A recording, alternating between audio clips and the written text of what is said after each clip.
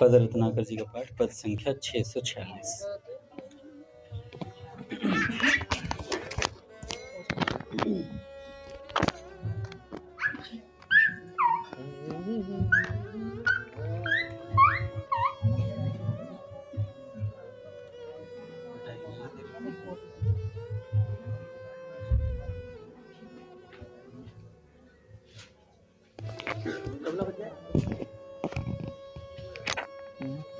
श्री भाई जी बाबा की।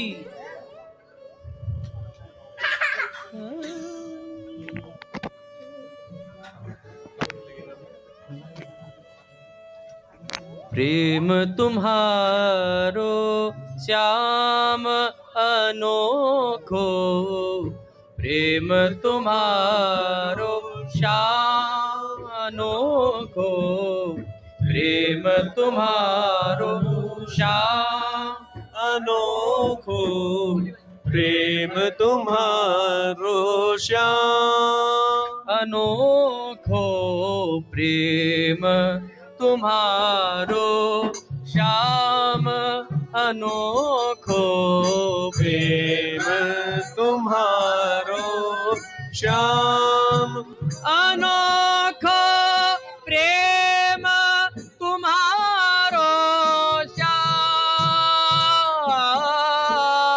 प्रेम तुम्हारो श्याम, प्रेम तुम्हारो श्याम अनोखो, प्रेम तुम्हारो श्याम। बिनु कारण तुमने बढ़ायो सहज स्वभाव, बेबस अभिराम सहज स्वभाव, बेबस अभिराम, प्रेम तुम्हारो श्याम अनोखो, प्रेम तुम्हारो श्याम अनोखो, प्रेम तुम्हारो श्याम अनोखो, तुम्हारो श्याम अनोखो। स्वार्थ भर्या हूँ तो ये मेरो छूछो सदा प्रेम के नाम, छूछो सदा प्रेम के नाम। काम कलुष पूरित नेतकारो, काम कलुष पूरित नेतकारो, तामे कियो आए विश्राम, तामे कियो आए विश्राम। नहीं प्रवेश प्रेम चट सारे, नहीं ककहरा सो कछु काम, नहीं ककहरा सो कछु काम। दिव्य प्रीति रस मोया पियाओ, दिव्य प्रीति रस मोया पियाओ, अपने आप आए रस धाम, अपने आप आए रस धाम। छकी प्रेम रस छलक्यो, पावन मधुर भयो जीवन सुख धाम, मधुर भयो जीवन सुख धाम। तुमरे सुरभित गुण सुगन निके, तुमरे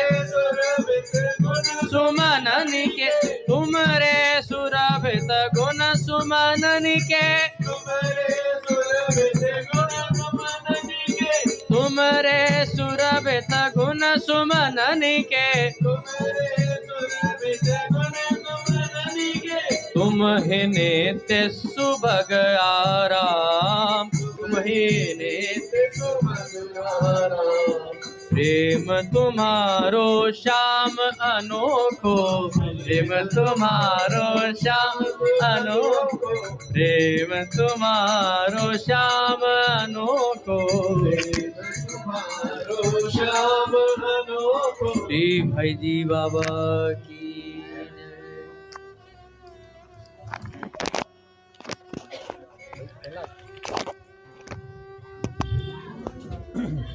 बोले श्री भाई जी महाराज की जय। पूज्य श्री राधा बाबा की जय। पूज्या मैया की जय। अपने प्यारे भैया की जय। पूज्य दादा की जय। भक्तवत्सल भगवान की जय। पूज्य भैया को प्रणाम। हरि बोल। बड़े सौभाग्य का क्षण है कि आज भी हमें सत्संग और कीर्तन का परम लाभ प्राप्त हो रहा है। पहले पूज्य राधा बाबा के कुछ वाक्य सुनेंगे, उसके बाद एक भक्त चरित्र। पूज्य बाबा कहते हैं प्रेम सत्संग सुधा माला पुस्तक में,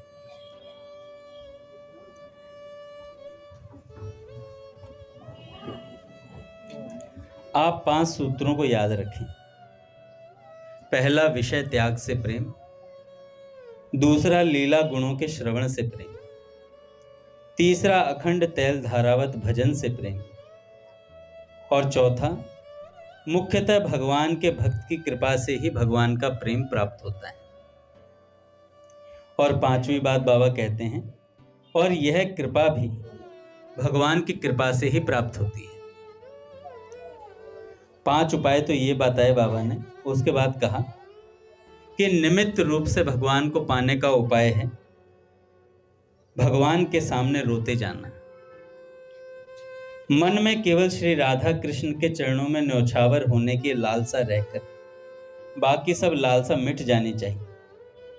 पुत्र, स्त्री, बच्चे, परिवार का चित्र बहुत आग्रह पर ही मन में आए, अन्यथा वे कैसे हैं, क्या हो रहा है, उनका भला बुरा किस बात में है, इन सबको सर्वथा विश्वास के साथ भगवान पर छोड़कर सर्वथा निश्चिंतता पूर्वक जागने से सोने तक भजन स्मरण में समय बिताना, यही ऊंचे स्तर का त्याग का बाहरी स्वरूप है।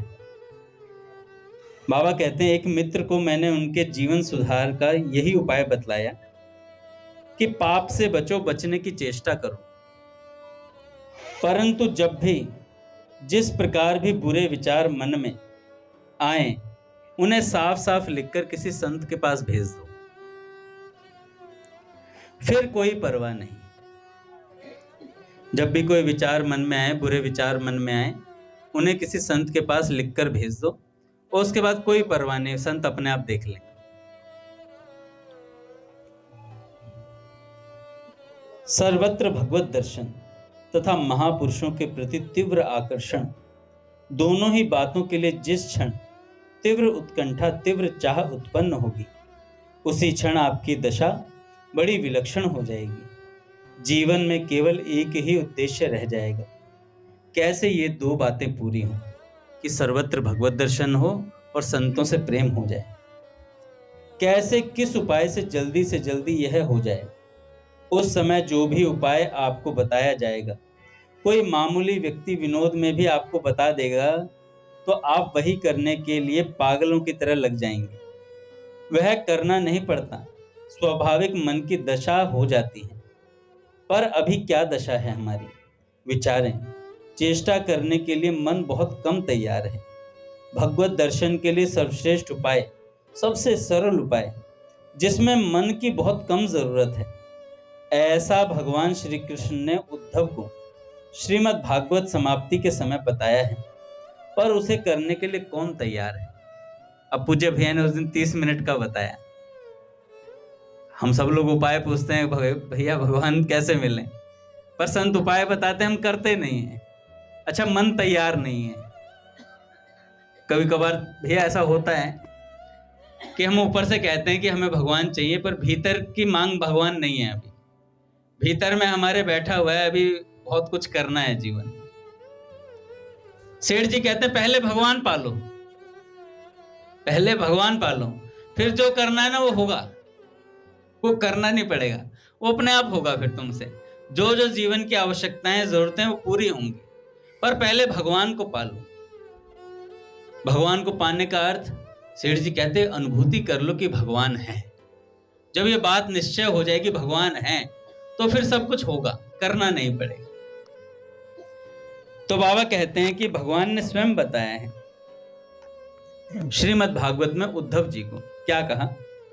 हंसने वालों की परवाह छोड़ दो, लज्जा एवं देहा अभिमान आदि को भी छोड़ दो, तथा कुत्ते चांडाल गौ गधे तक को भूमि पर पड़कर साष्टांग दंडवत करो। जब तक सभी भूतों में मेरी अभिव्यक्ति न दिखे, तब तक शरीर मन एवं वाणी की वृत्ति से ऐसी उपासना करो।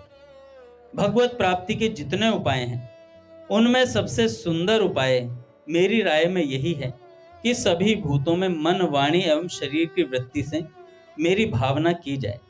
ये भगवान श्री कृष्ण के मुख के वचन है। अच्छा, बाबा ने पालन किए। बाबा के सामने कोई भी आगंतुक आता था तो बाबा उसे माथा टेक कर प्रणाम करते थे, और ऐसे प्रणाम करते करते बाबा के माथे में ठेक बन गई थी, बीच में इस जगह घाव सा हो जाता ना, ऐसे ठेक पड़ गई बाबा। तो अब बाबा को जब भाई जी ने देखा तो भाई जी क्या करते, जब भी बाबा प्रणाम करते तो बाबा हाथ लगा लेते थे, भाई जी हाथ लगा लेते थे।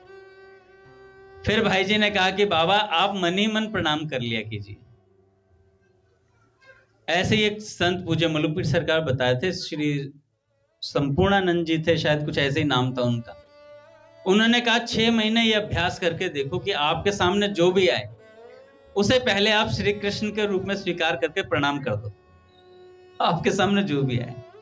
तो महाराज जी बता रहे थे 6 महीने तक ऐसा अभ्यास करने से फिर आपको सब जगह भगवान दिखने लग जाएंगे, ऐसा उन संत का वचन था।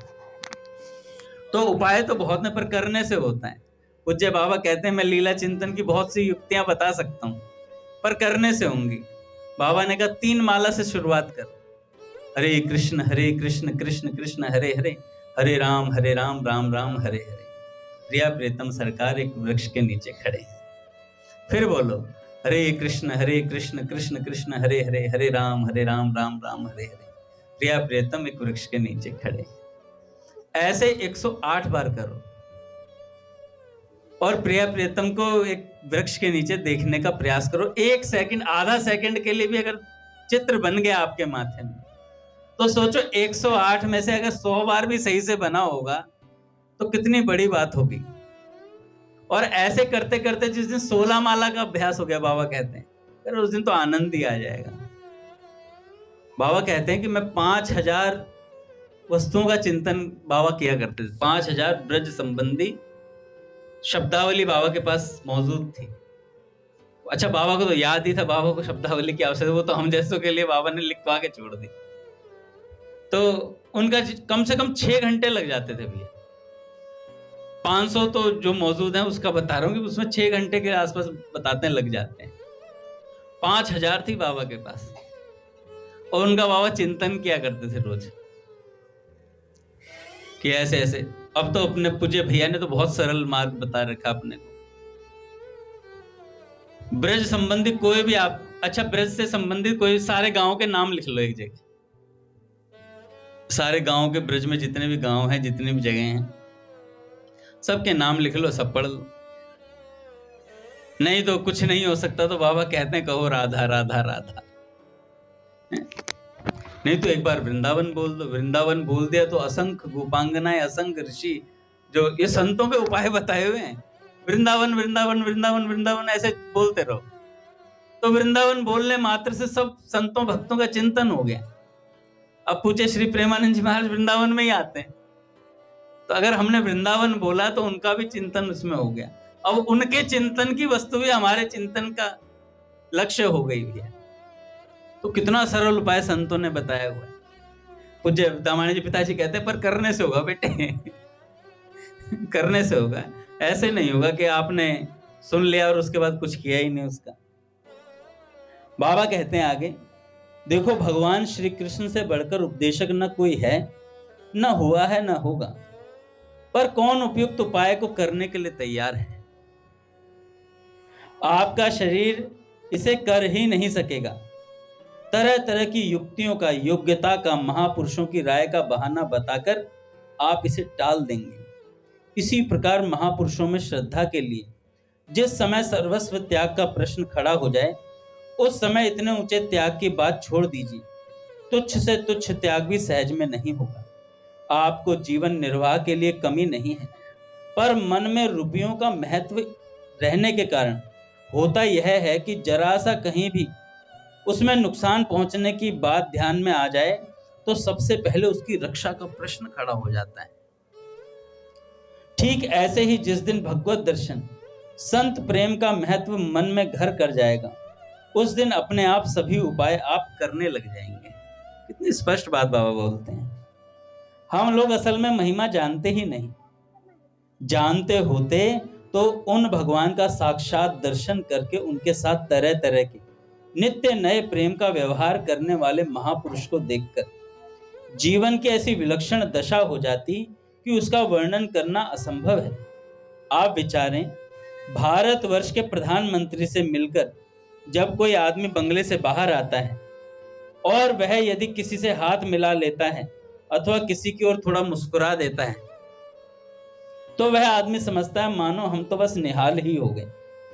कहीं वह किसी को मोटर में साथ बैठा ले, उस समय तो उसके गौरव की बात ही नहीं।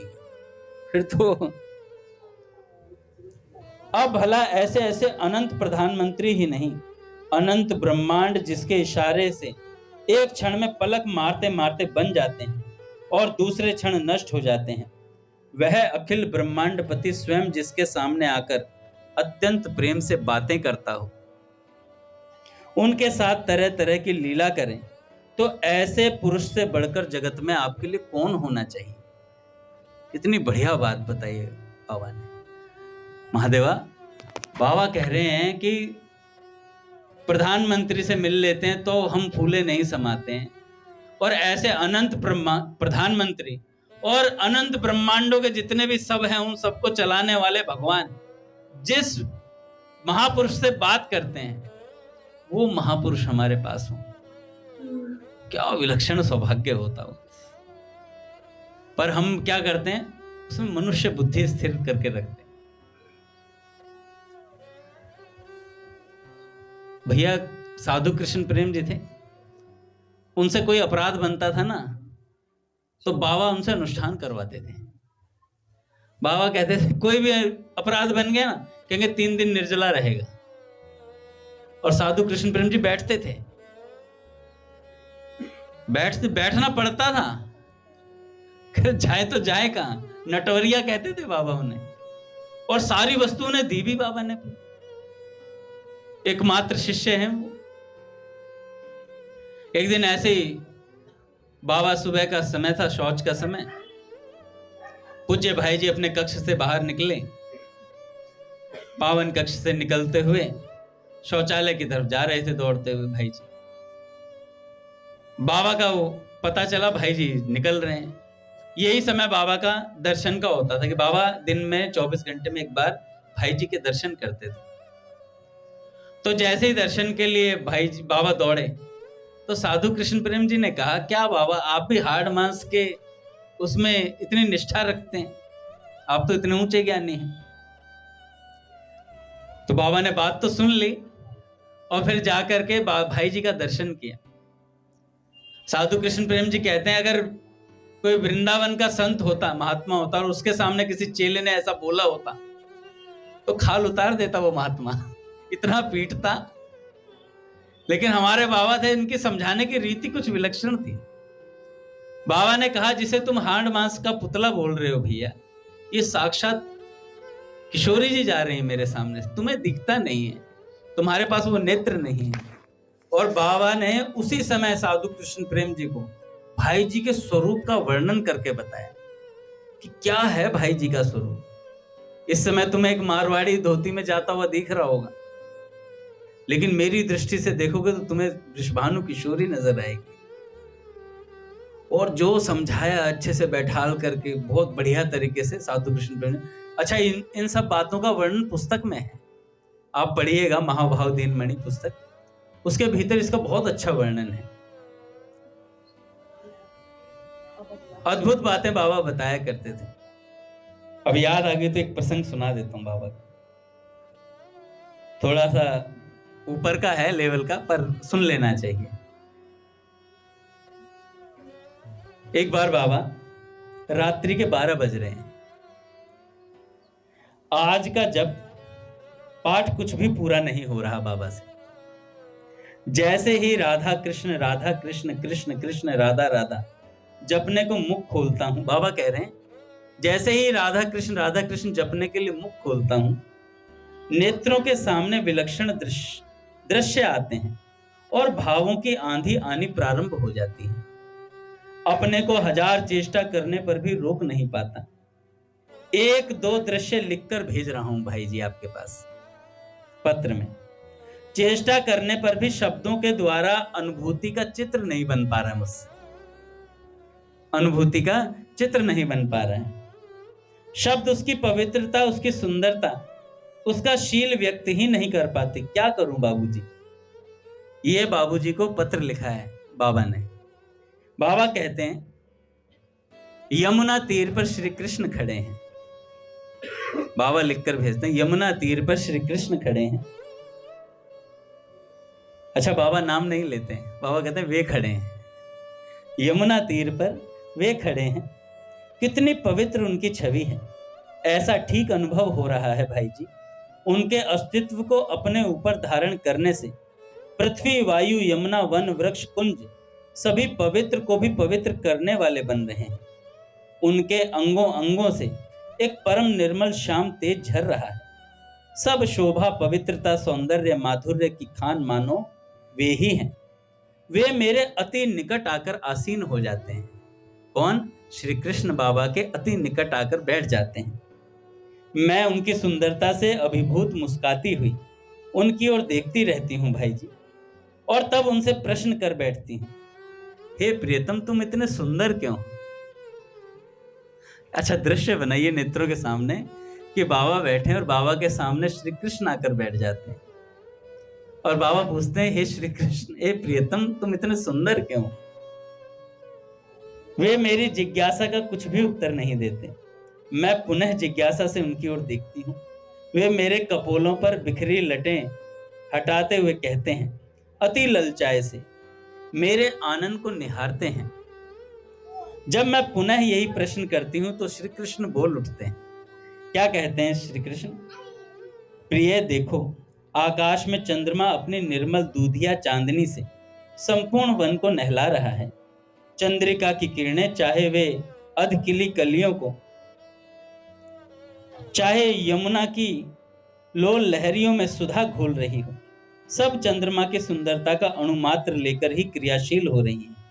इसी प्रकार इस विश्व में जो कुछ सुंदरता, मधुरता, प्रीति, अमृत है, सबकी एकमात्र उत्स तुम्हारी प्रीति है प्रिय।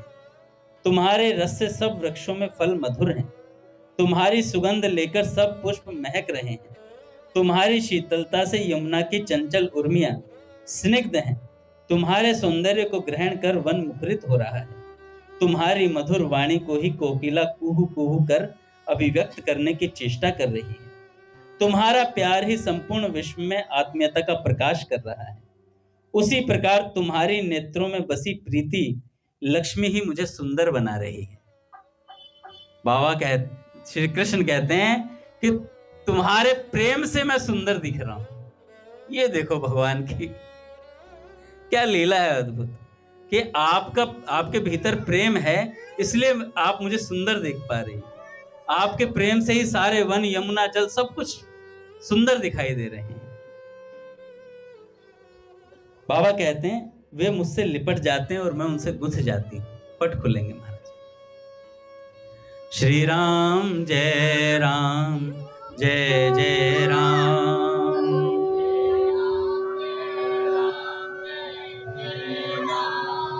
श्री राम जय राम, जय जय राम।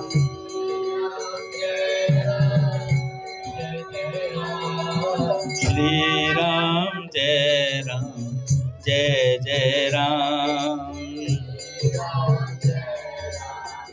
जय जय राम। श्री राम जय राम, जय जय राम।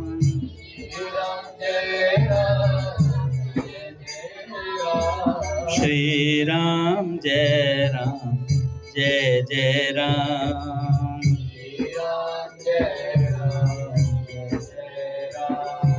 जय जय श्यामा, जय जय श्याम।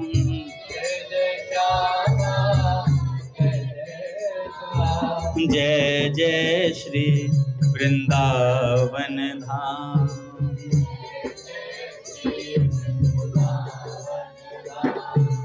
जय बरसाना, जय नंदगांव।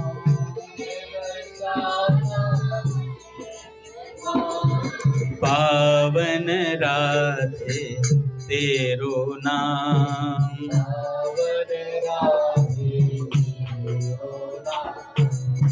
बोलिए राधा माधव सरकार की जय। तो बाबा कहते हैं कि श्री कृष्ण कहते जा रहे थे और मैं उनके वक्तव्य में मुस्कुराती जा रही थी। उन्हें अति स्नेह से निहारती हुई मैं सुन रही थी उनकी बातों को। जब उनका कथन विरमित हुआ तो मैंने बस एक वाक्य ही कहा, प्राणनाथ, तुम इतना तो स्वीकार करोगे ही कि मैं ऐसी प्रेममयी, मैं मात्र तुम्हारे चरण रज की तुच्छ अति तुच्छ किंकरी ही हूं।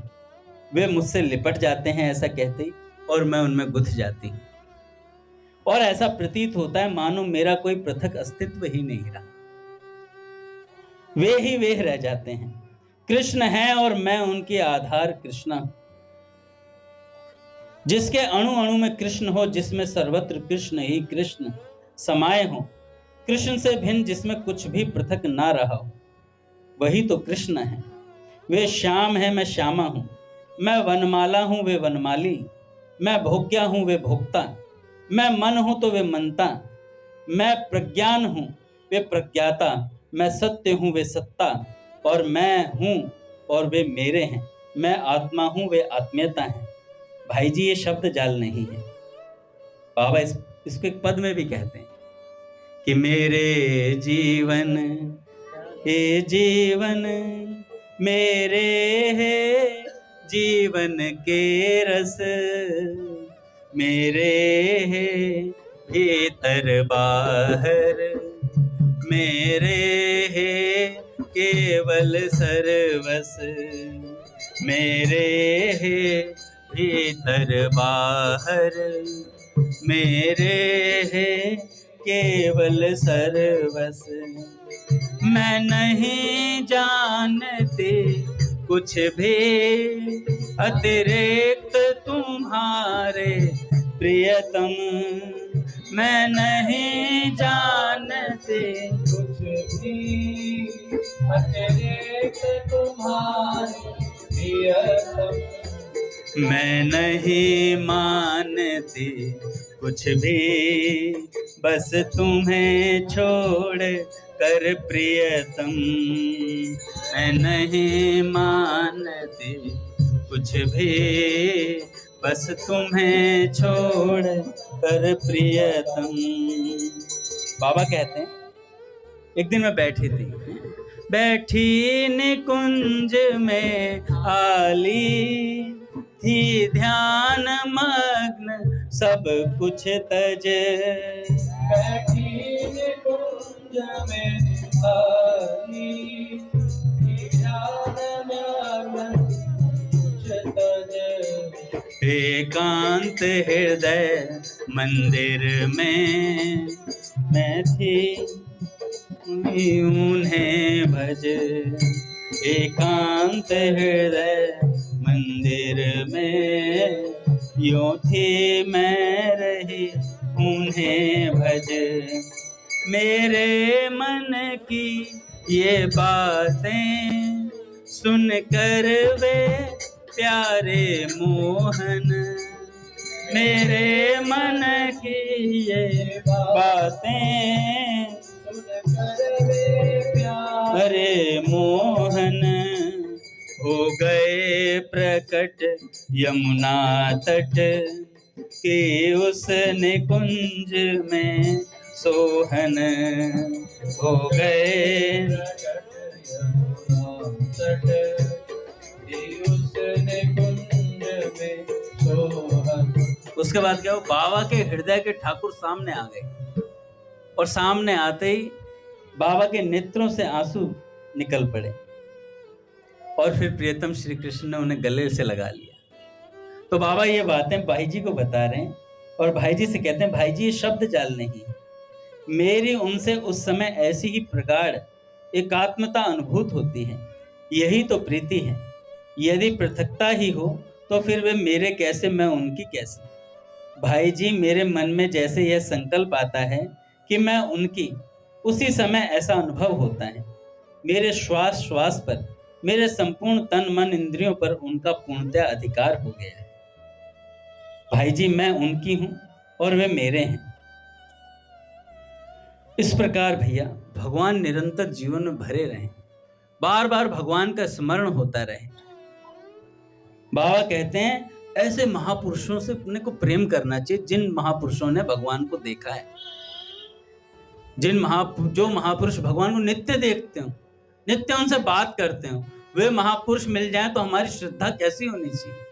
जैसे होता है ना अनन्य ममता विष्णु, तो ऐसे अनन्य ममता संत चरणेशु, अनन्य ममता संतों के चरणों में हो जानी चाहिए। प्रतिदिन प्रार्थना करें, क्या बोलें, दीन होकर रोते हुए हम लोग प्रार्थना करें भगवान से, प्रभु अत्यंत पामर दीनहीन मलिन विषयों के कीट हम लोगों पर अपनी कृपा प्रकाशित करो नाथ। तुम्हारे जन संतों के प्रति निस्वार्थ प्रेम, केवल प्रेम के लिए प्रेम उत्पन्न कर दो। प्रतिदिन प्रार्थना कीजिए, प्रार्थना से बड़ा काम होता है। सच मानिए ऐसी कोई वस्तु नहीं है जिसे भगवान ना दे सके, ऐसी कोई प्रार्थना नहीं जिसे भगवान पूरी ना कर सके। वे असंभव को संभव एक क्षण में सबके लिए बिना पक्षपात के कर सकते हैं। वे हम लोगों का उन पर विश्वास नहीं, यही दुर्भाग्य है। हरि से लागा रहो रे भाई, तेरी बनत बनत बन जाए। जिसकी अपार कृपा से, अहेतु की कृपा से आप यहाँ पारमार्थिक पवित्रतम वातावरण में पहुंचे, इस मंदिर में पहुंचे, उसी की अपार कृपा निश्चय ही बिना किसी भी शंका के, संदेह के आपके आगे का रास्ता भी तय करेगी। भक्त भारतेंदु हरिश्चंद्र जी कहते हैं, जो हम बुरे होए नहीं चूकत, नित ही करत बुराई, तो तुम भले होए छाड़त हो काहे नाथ भलाई। नाथ मैं बुरा हूं, बुरा करना मेरा स्वभाव है, मैं नित्य निरंतर बुराई ही करता रहता हूं, बुराई करने से कभी नहीं चूकता। अपना स्वभाव मैं नहीं छोड़ता, तब मेरे नाथ तुम भले होकर अपना स्वभाव क्यों छोड़ते। तुम्हारा स्वभाव तो भला करना है ही, फिर तुम भी अपना स्वभाव मत छोड़ो, फिर तुम भी अपना स्वभाव मत छोड़ो। ऐसे भगवान से प्रार्थना करनी चाहिए, बात करनी चाहिए। एक भक्त हुए त्रिलोचन नाम के, बहुत अच्छे भक्त थे, धन धान्य था, खूब अच्छे से पैसा था, पर एक जीवन में अभाव था, उनका कोई पुत्र नहीं था, कोई संतान नहीं थी। अच्छा, पैसा खूब होने से क्या हुआ, खूब संतों की सेवा करते, संतों के लिए प्रसाद बनना, नित्य संत आते उनके यहाँ। अच्छा, संतों को भी पता था ये बहुत अच्छी सेवा करते हैं। आप देखना जहां सेवा अच्छी होती होगी ना, वहां संतों का तांता लगा रहता है। तो त्रिलोचन जी की सिर्फ एक चिंता थी, ये नहीं कि पुत्र नहीं हो रहा, उनके बस एक ही चिंता थी कि धन धान्य तो बहुत है, पर मेरा शरीर अब वृद्ध हो चला है, सेवा करने के लिए कोई आगे है नहीं। और ये चिंता जायज भी थी। जब भक्त चिंता करता है तो भगवान आ जाते हैं, जो तू मेरे नाम पे तो मैं तेरे काम पे, जो तू अपने काम पे तो मैं अपने धाम पे। अब ऐसी चिंता भगवान को हुई भक्त त्रिलोचन जी सोचने लगे कोई अच्छा हो, कोई मिल जाता, कोई होता तो वो सेवा कर लेता। इतना सोच ही रहे थे कि एक लड़का आया 15-16 साल का, गंदा सा शरीर करके, नहाया नहीं हो जैसे कई दिनों से, ऐसा श्रृंगार सा था उसका। अच्छा, देखने में इतना सुंदर था, नैन नक्श बहुत सुंदर थे। त्रिलोचन जी सोचने लगे अगर इसे नहला दिया जाए तो साक्षात ठाकुर है। इतने सुंदर थे। नहीं, बिरजू नहीं है, तुझे तो नहला लो कितना भी।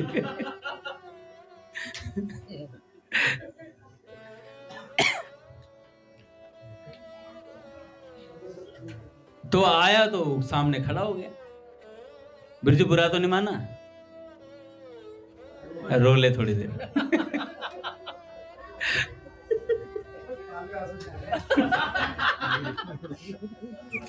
यार महादेव।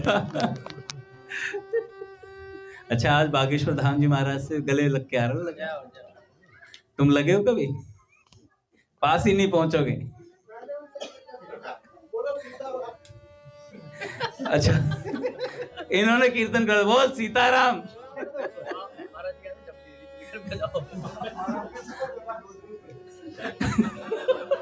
इन्होंने डबली ले दी, महाराज जी गदा ढूंढ रहे थे। तो त्रिलोचन दास जी के सामने वो लड़का आया और लड़के को देखा तो महाराज जी ने पूछा, हाँ भाई। कह रहे महाराज नौकरी चाहिए। भाई नौकरी तो मिल जाएगी, यहाँ पे सेवा का कार्य है,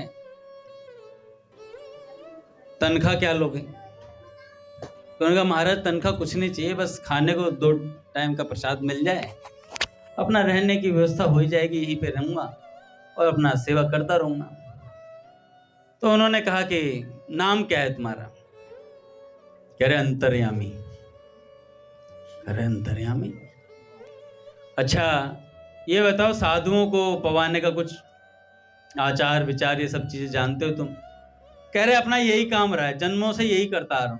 कह रहे भाई उम्र तो तेरी 15 साल लग रही है और जन्मों से तो ये काम करता आ रहा है, इतनी तो बड़ी तेरी उम्र भी नहीं है। कह रहे सारे शास्त्रों का ऊपर से नीचे सब अध्ययन किया हुआ है। कह रहे उम्र तो है नहीं तेरी, तूने अध्ययन कब कर लिया? फिर उन्होंने पूछा कि भाई एक बात बताओ, जब तुम इतने पढ़े लिखे हो, इतना ज्ञान है तुम्हें, संतों की सेवा भी करनी आती है, तो नौकरी क्यों नहीं मिल रही सब जगह? तो मिल जानी चाहिए थी, मतलब कोई ना कोई दोष तो है। तो भगवान तो आए थे अंतर्यामी बन के। तो उन्होंने कहा कि हाँ एक दोष है कि मैं ना एक बार में 5-7 शेर खाता हूं। 5-7 शेर। कह रहे खाने की कोई टेंशन नहीं है, खाने की कोई टेंशन नहीं, कितना ही खाओ, क्योंकि जब इतने संतों का बनेगा तो तुम्हारे लिए भी बनेगा। भगवान ने सोचा यार ये परीक्षा में पास होता जा रहा है, परीक्षा थोड़ी कड़ी करनी पड़ेगी।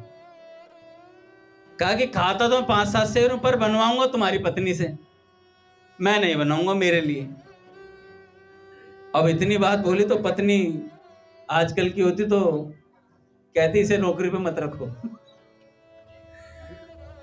पर वो भी भक्त परायण थी भैया, वो भी भक्तों की संतों की सेवा करती। उन्होंने कहा कोई बात नहीं, इतने संतों का ये बनाएगा, 5-7 शेर मैं बना दूंगी इसके लिए 2 टाइम, कोई दिक्कत। भगवान ने कहा अरे यार ये भी पास हो गई, थोड़ी परीक्षा और कड़ी करनी चाहिए। तो भगवान ने कहा देखो बात ये है, 5-7 शेर खाऊंगा और तुम्हारी पत्नी के हाथ से बनवाऊंगा। अब एक दिक्कत और है, जितना मैं खाता हूं अगर उसकी चुगली किसी और से कर दी उसे दिन चला जाऊंगा। तो पत्नी का मैं क्यों चुगली करूंगी, अपने तो भजन से मतलब है। जैसे आजकल होता है 1-1.5 घंटे चुगली कर ली, अरे छोड़ ना बहन, अपने को क्या काम है इससे, अपने भजन करने से मतलब है। पागल है। भगवान तो देख ही रहे हैं, मतलब 1.5 घंटे आंख बंद थी उनकी, भगवान की, जब तक चुगली चल रही थी 1.5 घंटे आंख बंद थी।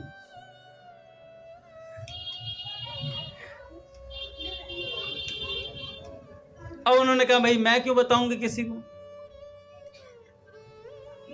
तो अंतर्यामी ने कहा ठीक है, नौकरी पे आ जाएंगे हम। अगले दिन से सेवा शुरू होगी भैया, संतों के लिए भोजन बनने लगा, खूब अच्छे से भोजन बनता, खूब सेवा चल रही है ताबड़तोड़। अब त्रिलोचन दास जी फ्री हो गए, पतित पावन जी, त्रिलोचन दास जी फ्री हो गए। त्रिलोचन दास जी के पतित पावन जी जैसी लाली आ गई चेहरों पर, जैसे पतित पावन जी हमारे, ये हिमाचल से है ना, तो इसलिए इनका चेहरा ऐसा है, लाल लाल रहता है हमेशा। गुस्से में नहीं, एप्पल खाते हैं रोज, an apple can save your life.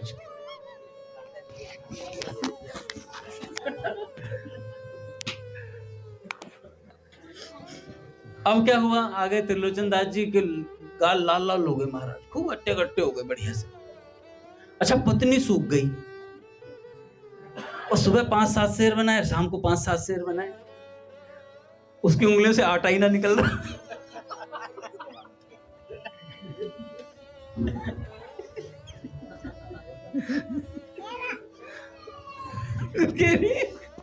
मैं हाथ धोने जाती हूँ, आटा ही आटा आ रहा है।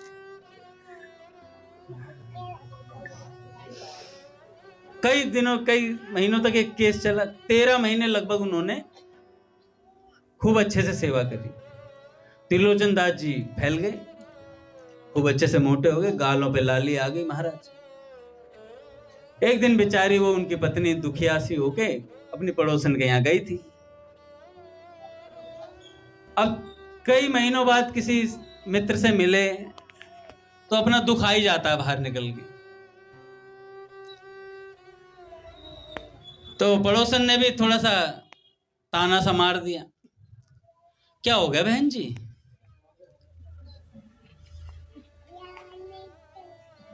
आपके पति देव तो मतलब फूलते जा रहे हैं,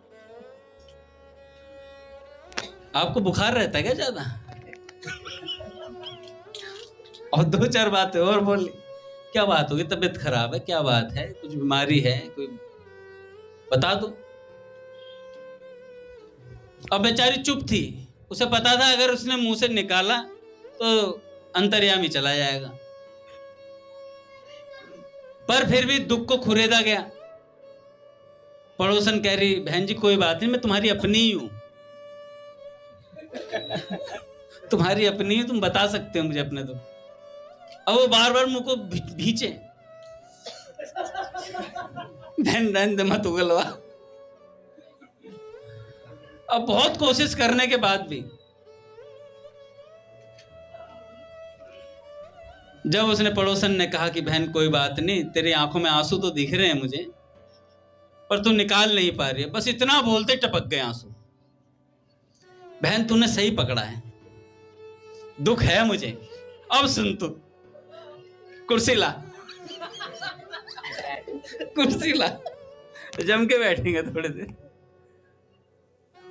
और इतनी देर में उन्होंने कहा कि क्या बताऊं बहन, वे तो अपना गद्दी पर बैठ जाते हैं सुबह सुबह, और बैठ कर कहते हैं अंतर्यामी ये ला, अंतर्यामी वो ला, अंतर्यामी उन संतों को पावा, और मुझे कह देते हैं 5-7 शेर की रोटी बना।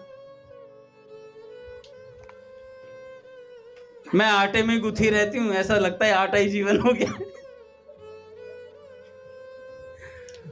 और अपना दुख बता बता करके। अच्छा, एक जगह एक वीडियो देख रहा था, उसमें एक माता जी कह रही, हम यहाँ नौकरानी बनने के लिए आए थे क्या, हम ससुराल में आए यहाँ पर, मतलब पूरे दिन बच्चों को पालें, पति के लिए रोटी बनाए, सब्जी बनाए, मतलब अपने घर पे तो मतलब जैसे मतलब राजगद्दी पे बैठते थे, सिंहासन मिला हुआ था, ये करो वो करो। तो संत बताते हैं भैया, सेवा को बोझ मान लेना, सेवा को बोझ मान लेना तब ये हालत होती है। इससे भगवान की प्राप्ति होती है। सेठ जी कहते हैं, कह रहे पत्नी को कुछ करना ही नहीं पड़ता, स्त्री को कुछ करने की आवश्यकता ही नहीं है, वो अपने घर का पालन पोषण कर दे, उससे भगवान की प्राप्ति। कह रहे चाहता कौन है भगवान की प्राप्ति? हम तो ऐश करने आए थे यहां। अच्छा, पति कह दे मैं तो नहीं जाऊंगा, मैं क्या मतलब बैल बनने आया था जीवन में? मैं तो नहीं जा रहा। सुबह सुबह बाइक लेके फटाफट वहां पे, ये इतनी दूर, कोई गुड़गांव भग रहा है, कोई कहां भग रहा है, कमाल अपने आप। अगर सब अपने उससे हटेंगे, अपने अपने सेवा क्षेत्र से हटेंगे, तो कैसे काम चलेगा भाई? सेठ जी तो कहता स्त्री को कुछ करना ही नहीं है, आज्ञा पालन में रहना है। पर ऐसा हो नहीं पाता, ये कलयुगी जीवन है ना। तो उन्होंने अपने बुखार को उतारा महादेवा, और अंत में बोल दिया, बहन तुम मेरे शरीर की पूछ रही थी ना, मैं क्यों कमजोर हूं।